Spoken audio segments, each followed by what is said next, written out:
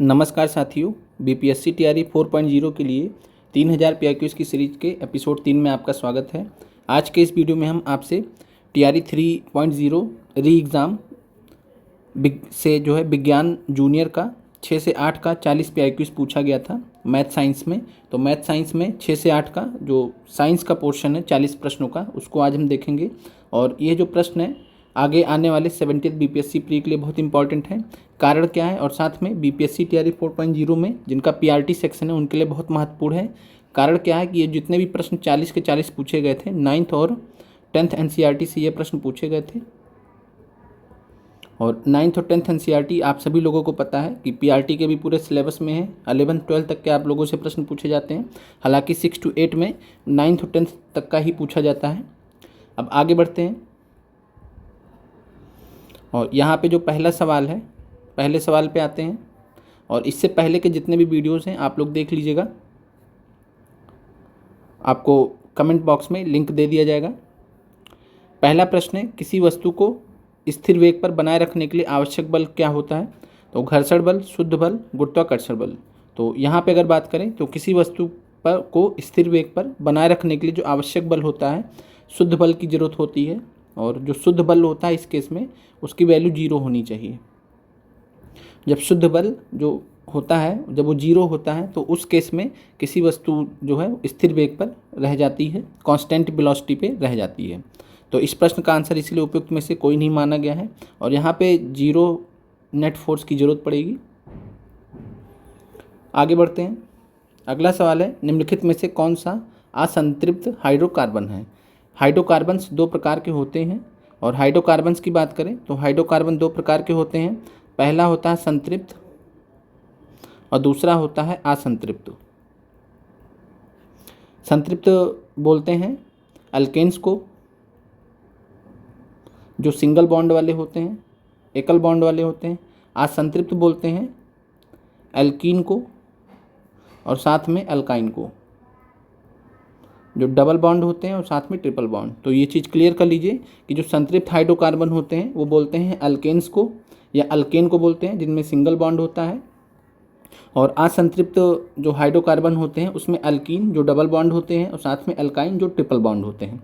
अब यहाँ पे प्रश्न पूछा गया है कौन सा असंतृप्त हाइड्रोकार्बन है। तो यहाँ पे बात करें तो जो इथीन है, यहाँ पे जो है ये असंतृप्त हाइड्रोकार्बन है। बाकी मीथेन और इथेन जो है संतृप्त हाइड्रोकार्बन है, सिंगल बॉन्ड वाले होते हैं ये। तो संतृप्त हाइड्रोकार्बन के ये उदाहरण है। तो इस प्रश्न का जो उत्तर हो जाएगा सी। आगे बढ़ते हैं। अगला प्रश्न है, कोशिका के चारों ओर की झिल्ली कहलाती है कोशिका भित्ति, प्लाज्मा झिल्ली, कोशिका द्रव। तो एनसीईआरटी में आपको पढ़ाया गया है और वहाँ से प्रश्न लिया गया। सारे के सारे प्रश्न जो आप देख पा रहे हैं 9th और 10th एनसीईआरटी से लिए गए हैं। बाकी डिटेल में हम जब आपको दोबारा से एनसीईआरटी की क्लासेस देंगे तो वहाँ पे हम इन सब चीज़ों को दोबारा से डिस्कस कर लेंगे। बहुत सिंपल प्रश्न है कि कोशिका के चारों ओर की जो झिल्ली होती है, यानी सेल के चारों ओर की जो झिल्ली होती है उसको क्या बोलते हैं?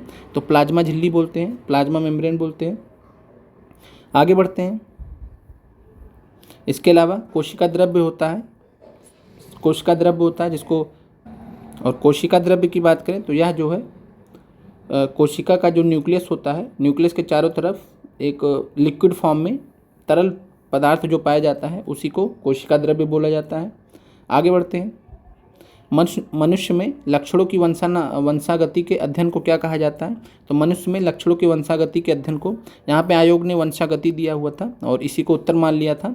हालांकि इसका जो बेस्ट आंसर होगा वो होगा आनुवंशिकी। आपने पढ़ा भी होगा, आनुवंशिकी होगा, जिसको जेनेटिक्स भी बोलते हैं। तो कई सारे अभ्यर्थियों ने आंसर ई भी लगाया था यह देख सोचते हुए, लेकिन आयोग ने आंसर सी मान लिया है। और आनुवंशिकी जिसको जेनेटिक्स बोलते हैं, यही होता है मनुष्य में लक्षणों की वंशानुगति के अध्ययन को कहा जाता है। आगे बढ़ते हैं। अगला प्रश्न है, एक कार 4 घंटे में 200 किलोमीटर की दूरी तय करती है, इसकी औसत गति क्या होगी? तो सिंपल सा प्रश्न ये, स्पीड बराबर डिस्टेंस अपान टाइम कर दीजिए तो 200 अपान 4 घंटे हो जाएंगे, तो ये 50 किलोमीटर पर आवर इसका आंसर हो जाएगा। सिंपल सा प्रश्न था। अगला प्रश्न है, कार्बन डाइऑक्साइड पानी और ऊर्जा देने के लिए पायरुवेट का विघटन होता है। तो यहाँ पे आपसे जो है एरोबिक रेस्पिरेशन का यहाँ पे पूछा गया है। एरोबिक जो कि वायु के उपस्थिति में होता है, वायु की उपस्थिति में होता है, वायु की उपस्थिति में जो श्वसन होता है उसी को हम एरोबिक श्वसन बोलते हैं। और रेस्पिरेशन, और रेस्पिरेशन से लिया गया वहाँ पे एनसीईआरटी में आपको पढ़ाया गया है बाकायदा 3 केसेस होते हैं और उसी में से एक केस लिया गया है। और हर बार जो पहला केस होता है, ध्यान रखिएगा, जो हर बार जो पहला केस होता है वह होता है कि ग्लूकोज सबसे पहले पायरूवेट में टूटेगा। ग्लूकोज जो सबसे पहले पायरूवेट में टूटेगा और ग्लूकोज जो पायरूवेट में टूटता है, तो ग्लूकोज जो पायरूवेट में टूटता है ये सेल साइटोप्लाज्म में टूटता है। तो ध्यान रखिएगा आगे से कि अगर पूछा जाए ग्लूकोज पायरूवेट में कहाँ टूटेगा तो साइटोप्लाज्म में। और यही पायरूवेट जो है फर्दर, ये पायरूवेट जो रहता है C3H3O3, ये पायरूवेट फर्दर जो है कार्बन डाइऑक्साइड, वाटर और एनर्जी में टूटता है। ये कहाँ टूटता है, ये प्रश्न पूछा गया है, तो इसका आंसर होगा माइटोकॉन्ड्रिया। तो ध्यान रखिएगा माइटोकॉन्ड्रिया में, जो कि powerhouse of the cell बोलते हैं जिसको, वहीं पे पायरूवेट का विघटन होता है कार्बन डाइऑक्साइड, पानी और ऊर्जा देने के लिए। एरोबिक रेस्पिरेशन का ये उदाहरण होता है। आगे बढ़ते हैं, बाकी डिटेल में आपसे क्लास में चर्चा करेंगे जब एनसीईआरटी की क्लास आपको ली जाएगी। अगला प्रश्न है, किस उप परमाणविक कण का द्रव्यमान नगण्य होता है? Proton, neutron, electron. तो यहाँ पे बात करें प्रोटॉन का तो 1.673, प्रोटॉन का जो एटॉमिक मास यूनिट में लिखा जाता है 1.0078 AMU बोला जाता है एटॉमिक मास यूनिट। न्यूट्रॉन की बात करें तो 1.0086 थोड़ा सा ज़्यादा होता है, तो 1.0086 AMU एटॉमिक मास यूनिट होता है न्यूट्रॉन का। और इलेक्ट्रॉन की बात करें अगर हम, तो इलेक्ट्रॉन का 0.005485 समथिंग होता है AMU। और ये आप देख सकते हैं कि 0.00 इतना लंबा 00 जा रहा है, और ये एक हिसाब से नेग्लिजिबल वैल्यू है, नगण्य वैल्यू है, ना के बराबर है, एक से बहुत छोटी वैल्यू है, और इसलिए जो है यहाँ पे इसको हम द्रव्यमान नगण्य मानते हैं इलेक्ट्रॉन का। आगे बढ़ते हैं, निम्नलिखित में से किसमें ध्वनि की गति अधिकतम होती है? तो यह भी आपका एनसीईआरटी से प्रश्न है, और एनसीईआरटी में बताया गया है कि जो ध्वनि होता है, साउंड होता है, उसकी सबसे तेज़ जो गति होती है सॉलिड में होती है, देन लिक्विड में होती है, देन गैस में होती है। तो सॉलिड में सबसे ज़्यादा होगी, सॉलिड यहाँ पे एक ही है, इस्पात स्टील है, तो स्टील में सबसे तेज़ होगी, उसके बाद फिर लिक्विड में होगी, पानी में, और फिर गैस में। तो ध्यान रखिएगा जो साउंड ध्वनि की जो गति होती है अधिकतम किस में होती है? इस्पात में होती है, तो ये ध्यान रखिएगा। आगे बढ़ते हैं, फिर अगला प्रश्न है, खाद्य पदार्थों के डिब्बे टिन से लेपित होते हैं, जिंक से क्यों नहीं? तो यह प्रश्न TRE 1 में PRT में भी बहुत बार पूछा जा चुका है, TRE 2 में भी पूछा गया है, और 6 से 8 में इससे पहले भी ये प्रश्न पूछा गया है। तो बात करें, खाद्य पदार्थों के डिब्बे टिन से लेपित होते हैं, जिंक से क्यों नहीं? तो जिंक टिन की तुलना में अधिक प्रतिक्रियाशील होता है। इसका कारण समझ लीजिए कि जिंक जो है ज़्यादा प्रतिक्रियाशील होने के कारण जो खाद्य पदार्थ के डिब्बे होते हैं उस पर जो है रिएक्शन कर सकता है खाद्य पदार्थ से, और खाद्य पदार्थ से रिएक्शन करके खाद्य पदार्थ को ख़राब कर सकता है। इसलिए हम टिन से लेपित करते हैं, क्योंकि टिन कम रिएक्टिव होता है तो उससे खाना ख़राब नहीं होता है। तो इसीलिए हम जो है जिंक से लेपित नहीं करते हैं, क्योंकि जिंक टिन की तुलना में अधिक प्रतिक्रियाशील है। एनसीईआरटी का प्रश्न है ये, यदि दो वस्तुओं के बीच की दूरी दोगुनी कर जाए तो उनके बीच का गुरुत्वाकर्षण बल क्या होगा? तो प्रश्न जो है ये भी बहुत अच्छा प्रश्न है। यदि दो वस्तुओं के बीच की दूरी दोगुनी कर दी जाए तो उनके बीच में गुरुत्वाकर्षण बल पर क्या असर पड़ेगा? तो गुरुत्वाकर्षण बल को जो हम लिखते हैं, फार्मूला जो होता है F = Gm1m2/r²। दो वस्तुओं के बीच की जो दूरी हो इसी फॉर्म में लिखते हैं। अब यहाँ पे बोला गया है कि जो है दूरी अगर दुगनी कर दी जाए, यानी r = 2r हो जाए, r = 2r हो जाए, तो यहाँ पे क्या हो जाएगा? Gm1m2, r की जगह 2r कर देंगे तो 2r का स्क्वायर, और 2r का जो स्क्वायर होगा 4r² हो जाएगा। तो ये कुल मिला के 1/4 Gm1m2/r² हो जाएगा, यानी 1/4 हो गया, जो पहले हमारा f था तो 1/4 टाइम्स हो जाएगा, तो 1/4 हो जाएगा। गुरुत्वाकर्षण बल का जो प्रभाव होगा वो 1/4 हो जाएगा। आगे बढ़ते हैं, निम्नलिखित में से कौन सी पर्यावरण अनुकूल प्रथाएं हैं? ये भी प्रश्न डायरेक्ट एनसीईआरटी से लिया गया है। अनावश्यक लाइटें और पंखे बंद कर दें, माँ के द्वारा स्कूटर पर आपको स्कूल छोड़ने के बजाय पैदल स्कूल जाना, खरीदारी करते समय सामान के लिए कपड़े का थैला स्वयं ले जाना, ये सभी और एनसीईआरटी से एक्सरसाइज से डायरेक्ट प्रश्न लिया गया है। उपयुक्त में से एक से अधिक है। फिर अगला प्रश्न है, ब्यूटानॉन कार्यात्मक समूह वाला 4 कार्बन यौगिक है। तो ब्यूटानॉन जो होता है वो कीटोन ग्रुप का होता है। एल्डेहाइड को CHO से रिप्रेजेंट करते हैं, और कार्बोक्सिलिक एसिड को जो है COOH से करते हैं। जैसे इथेनोइक अम्ल होता है, एसिटिक अम्ल होता है, तो कार्बोक्सिलिक एसिड ग्रुप का होता है। आगे बढ़ते हैं, पौधों में विभाजितक ऊतक का कार्य क्या है? तो क्लास 9th एनसीईआरटी में बाकायदा पूरा दिया गया है। विभाजितक ऊतक को हम जो है बोलते हैं मेरिस्टेमेटिक टिश्यू, मेरिस्टेमेटिक टिश्यू बोलते हैं। और मेरिस्टेमेटिक टिश्यू का काम ही होता है विकास करना, ग्रोथ करना, और इनका मुख्य कार्य होता है ग्रोथ करना।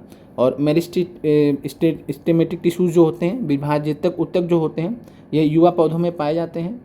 इनके अंदर नाम से आप देख सकते हैं, इनके अंदर विभाजित करने की योग्यता होती है। आगे बढ़ते हैं। प्रश्न है, यदि कार का द्रव्यमान 1500 किलोग्राम है तो कार का वेग 300 किलोमीटर प्रति घंटा से 60 किलोमीटर प्रति घंटा तक बढ़ाने के लिए कार्य कितना करना होगा? तो यहाँ भी प्रश्न एनसीईआरटी से लिया गया हूबहू, उसको आपको हम दिखा दे रहे हैं, सॉल्व नहीं कराएंगे, वहीं से आप देख लीजिएगा। और यहाँ पे आप प्रश्न देख सकते हैं, सेम प्रश्न हूबहू पूछा गया है और यहाँ पे सोल्यूशन भी यहाँ पे एनसीईआरटी में दिया गया है और साथ में यहाँ पे देख सकते हैं। और आंसर भी यहाँ पे 156,250 जूल आंसर आया है। जिनका भी 6 से 8 का एक बार इसको देख लीजिएगा। आगे बढ़ते हैं। फिर अगला प्रश्न है, लाइकेंस किस वायु प्रदूषक के प्रति संवेदनशील होते हैं? तो यहाँ भी प्रश्न पीआरटी में TRE1 में पूछा गया था। पीआरटी में TRE1 में यह प्रश्न पूछा गया है। सल्फर डाइऑक्साइड इस प्रश्न का उत्तर है। जो सल्फर डाइऑक्साइड प्रदूषण यानी लाइकेंस की अगर कमी हो रही होती है, अगर किसी जगह पे लाइकेंस की कमी हो रही है तो यह माना जाता है कि सल्फर डाइऑक्साइड का जो प्रदूषण है वो बढ़ रहा है, तो ध्यान रखिएगा। आगे बढ़ते हैं। निम्नलिखित में से किस मंडल में मौसम की घटना होती है? सिंपल एनसीईआरटी का प्रश्न है। एनसीईआरटी में जो है 7th क्लास एनसीईआरटी में भी दिया है, बाकी आगे की भी एनसीईआरटी में दिया गया है और कई जगह पे ये टॉपिक दिया गया है। और किस मंडल में मौसम की घटनाएं होती है? तो इसको बोलते हैं क्षोभ मंडल। समताप मंडल में जो वायुयान उड़ते हैं और साथ में इसी समताप मंडल में ओजोन परत पाई जाती है। आगे बढ़ते हैं। अगला प्रश्न है, दो न्यूरॉन्स के बीच के अंतराल को क्या कहा जाता है? तो एनसीईआरटी से एक्सरसाइज से डायरेक्ट प्रश्न लिया गया है। साइनेप्स बोलते हैं और हिंदी में इसको अंतर्ग्रथन बोलते हैं। दो न्यूरॉन्स के बीच के अंतराल को बोला जाता है साइनेप्स या फिर अंतर्ग्रथन।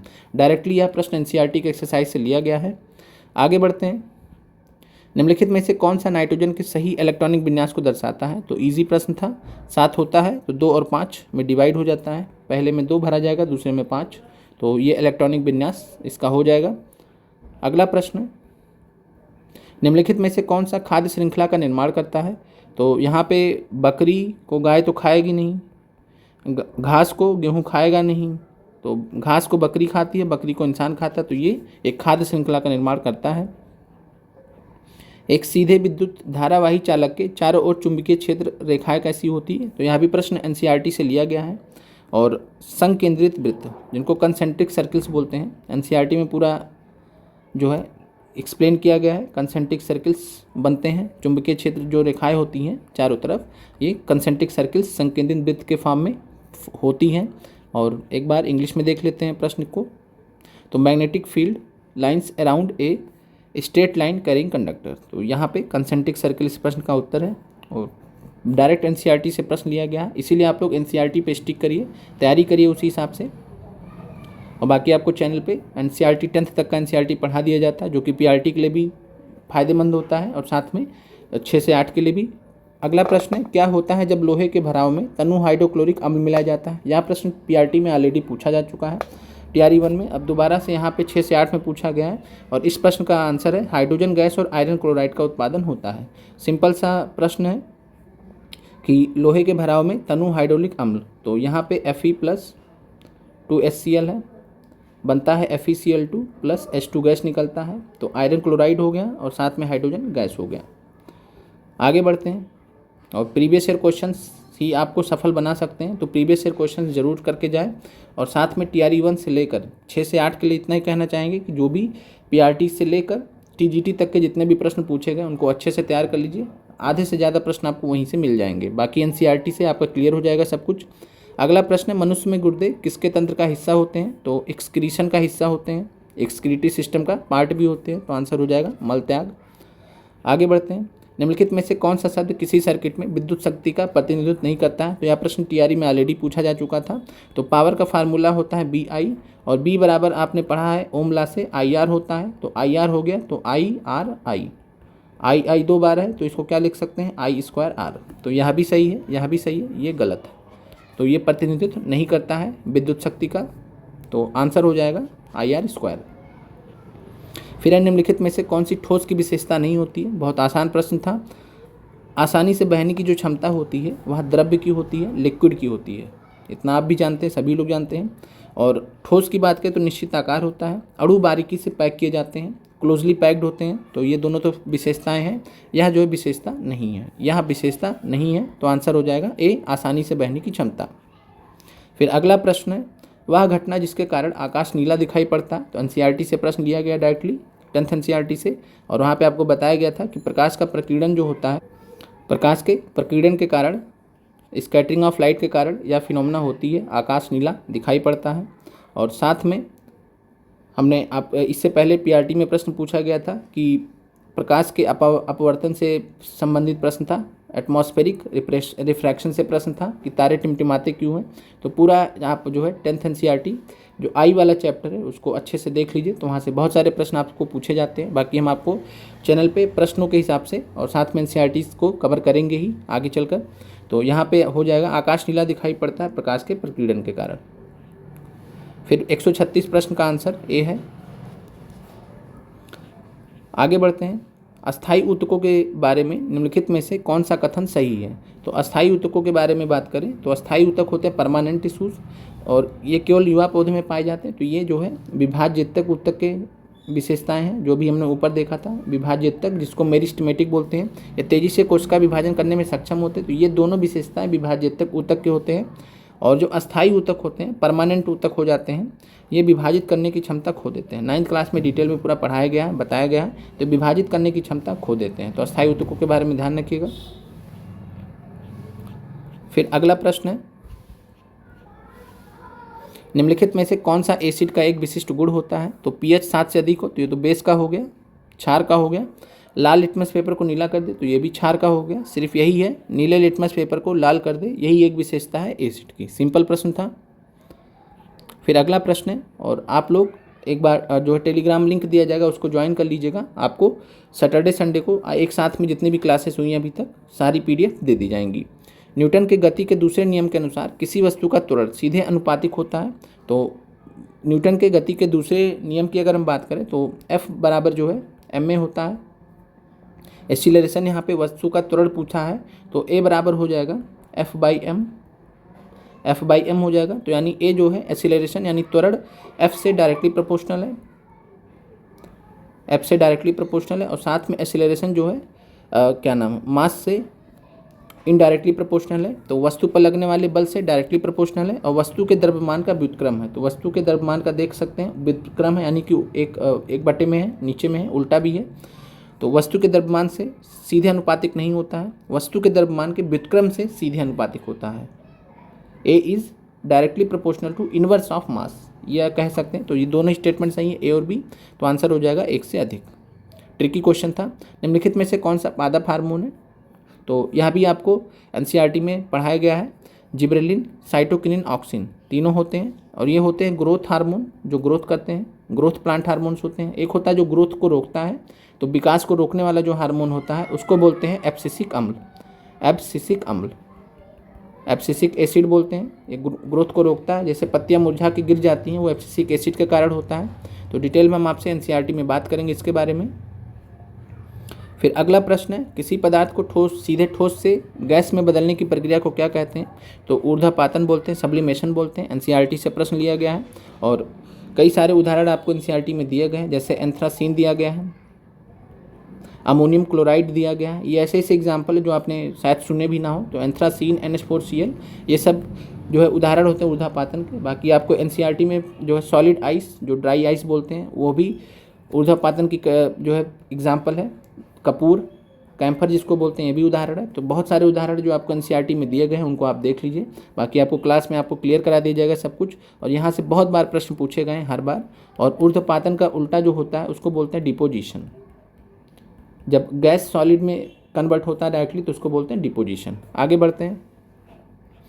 पराग कोश में शामिल क्या होता है। तो पराग कोश की बात करें तो जो एंथर होता है, पराग कोश को एंथर बोलते हैं। और एंथर में जो पॉलन ग्रेन्स होते हैं, तो परागकण आंसर हो जाएगा। परागकण यानी कि पॉलन ग्रेन्स पाए जाते हैं। एंथर में पॉलिगेंस पाए जाते हैं, परागकोश में परागकण पाए जाते हैं। इजी प्रश्न था। फिर है कैल्शियम हाइड्रोक्साइड का सामान्य नाम क्या होता है? तो कैल्शियम हाइड्रोक्साइड को बुझा हुआ चूना बोलते हैं, स्लैग्ड लाइम बोलते हैं, इसका सामान्य नाम है। और बात करें नींबू पानी का, लाइम वाटर जिसको बोलते हैं, तो लाइम वाटर इसका केमिकल नाम है। ध्यान रखिएगा, थोड़ा सा अंतर है। देखने में ये भी साधारण नाम लगता है, सामान्य नाम लगता है, लेकिन इसको नहीं माना जाता है। आयोग ने भी एक ही माना है। तो एक केमिकल नेम है, नींबू वाटर या लाइम वाटर केमिकल नेम होता है बुझे हुआ चूना। आगे बढ़ते हैं। फिर अगला प्रश्न है कोशिका की खोज सर्वप्रथम किसने की थी? तो यहाँ पे Anton van Leeuwenhoek, Rudolf Virchow, Robert Hooke. तो बात करें तो रॉबर्ट हुक ने सबसे पहले कोशिका की खोज की थी। और ध्यान रखिएगा, कोशिका इन्होंने जो है मृत सेल्स की खोज की थी, डेड सेल्स की खोज की थी। तो रॉबर्ट हुक ने मृत कोशिका की खोज की थी। हालांकि कोशिका पूछा तो कोशिका चाहे मृत हो चाहे जीवित हो, जो सबसे पहले खोजेगा तो रॉबर्ट हुक आंसर हो गया यहाँ पे। अब यहाँ पे लीवेनहॉक के बारे में ध्यान रखिएगा, एंटोन ओन लीवेनहॉक, इन्होंने जो है जीवित कोशिका की खोज की थी। जीवित कोशिका की खोज करने वाले व्यक्ति कौन थे? Anton van Leeuwenhoek, Anton von Leeuwenhoek. बाकी आप कमेंट करके बताइए, हमने आपको एनसीईआरटी में पढ़ाया भी है। रिडोल्फ विर्चो ने किस चीज़ का खोज किया था? कोशिका से रिलेटेड। आगे बढ़ते हैं। कार्य की एसआई इकाई क्या होती है? कार्य की एसआई यूनिट क्या होती है? तो आसान प्रश्न है, और हालांकि हिंदी में थोड़ा सा गड़बड़ लिखा है, इसका जूल होगा। यहाँ पे इस तरीके से जूल लिखा जाना चाहिए, यहाँ पे थोड़ा सा गलत है, तो सही कर लीजिएगा, जूल होना चाहिए। यहाँ पे कई बार त्रुटि हो जाती है आयोग की तरफ से भी। अगला प्रश्न है, निम्नलिखित में से कौन सा भौतिक परिवर्तन नहीं है? तो बात करें पानी में नमक घोलना, बर्फ़ का पिघलना, ये दोनों ही भौतिक परिवर्तन है। पानी में नमक घोलना, बर्फ़ का पिघलना है भौतिक परिवर्तन है। कोयला जलाना ये रासायनिक अभिक्रिया होती है, तो ये भौतिक परिवर्तन नहीं होगा। तो भौतिक परिवर्तन कौन सा नहीं होगा? कोयला जलाना। अगला प्रश्न है, निम्नलिखित में से कौन सा वेक्टर जनित रोग नहीं है? तो यहाँ पे पूछा गया कि वेक्टर जनित रोग नहीं है। तो डेंगू की बात करें तो डेंगू वेक्टर जनित रोग है, मलेरिया भी वेक्टर जनित रोग है। और डेंगू का आप जानते ही हैं, और मलेरिया के भी जानते हैं कि मलेरिया जो है एनोफिल्स मॉस्किटो से होता है, और डेंगू एडिस एजिप्टी मॉस्किटो से होता है। यक्षमा जिसको ट्यूबरकुलोसिस बोलते हैं, यह जो है बात करें तो वेक्टर जनित रोग नहीं होता है। यक्षमा ट्यूबरकुलोसिस, टीबी जिसको बोलते हैं, तो यह जो है वेक्टर जनित रोग में नहीं आता है। आगे बढ़ते हैं। प्रश्न है, क्या होता है जब प्रकाश हवा के कांच के स्लैब में प्रवेश करता है? तो जब हवा जो है कह सकते हैं एक रेयर मीडियम है, हल्का मीडियम है। और जब कांच होता है तो कांच जो है डेंसर मीडियम होता है, सघन मीडियम होता है। जो कांच होता है, कांच का स्लैब वो सघन मीडियम होता है। और जब रेयर से जो है डेंसर मीडियम में हवा कभी भी जाती है तो वह जो है सामान्य की ओर झुकता है, और एक फिगर के माध्यम से इसको हम समझा दे रहे हैं आपको। और यहाँ पे आप जो है देख पा रहे हैं, इंसिडेंट रे है, एयर है, रेयर मीडियम है, हल्का मीडियम है, फिर एक ग्लास है, ये डेंसर मीडियम है। नॉर्मल इस तरीके से आ रहा है, और यहाँ पे इंसिडेंट रे है कुछ इस तरीके से। तो जाना इसको चाहिए था इधर की तरफ, लेकिन जा किधर रहा है? तो ये नॉर्मल की तरफ जा रहा है, सामान्य की ओर जा रहा है। तो यही आपका प्रश्न में उत्तर माना गया है कि इसको मतलब दूर इस तरीके से कुछ जाना चाहिए था, लेकिन डेंसर मीडियम पाने के कारण, ग्लास डेंसर मीडियम में सघन मीडियम पाने के कारण ये सामान्य की ओर चला गया। ये सामान्य है, यानी सामान्य के करीब चला गया, तो सामान्य की ओर झुकता है। तो यह प्रश्न आपको क्लियर हो गया होगा कि जब प्रकाश हवा से कांच के स्लैब में प्रवेश करता है वह सामान्य की ओर झुकता है। और इसका उल्टा हो जाएगा, जब ग्लास स्लैब से हवा की तरफ जाएगा तो सामान्य से दूर हो जाएगा। आगे बढ़ते हैं। प्रश्न है, लोहे के फ्राइंग पैन को जंग लगने से बचाने के लिए निम्नलिखित में से कौन सी विधि उपयुक्त है? तो यहाँ भी प्रश्न एनसीईआरटी से पूछा गया है, डायरेक्टली एक्सरसाइज में प्रश्न दिया भी गया है। तो जिंक की परत लगाना इस प्रश्न का आंसर होगा। फिर पृथ्वी की सतह पर गुरुत्वाकर्षण के कारण त्वरण लगभग कितना होता है? तो त्वरण की बात करें तो 9.80665 मीटर पर सेकंड स्क्वायर होता है, और इसको शॉर्ट में 9.8 मान लिया जाता है। तो ये ऑलरेडी शॉर्ट है, तो ध्यान रखिएगा। और 9.8 को बहुत लोगों ने 10 समझ लिया था, लेकिन ऐसा नहीं है, ये ऑलरेडी शॉर्ट एंड है, लगभग में 9.8 माना जाता है। तो 9.8 मीटर पर सेकंड स्क्वायर इसका सही आंसर हो जाएगा, पृथ्वी की सतह पर गुरुत्वाकर्षण के कारण त्वरण। तो आप लोग कमेंट करके बताइए कि क्लास कैसी लगी, और आगे हम आपका लगभग मान के चलिए कि 10 दिन के अंदर आपका जो सभी TRE 3 जो लेटेस्ट एग्ज़ाम हुआ था 19 से 22 जुलाई, सारे पेपर्स हम करा देंगे आपको।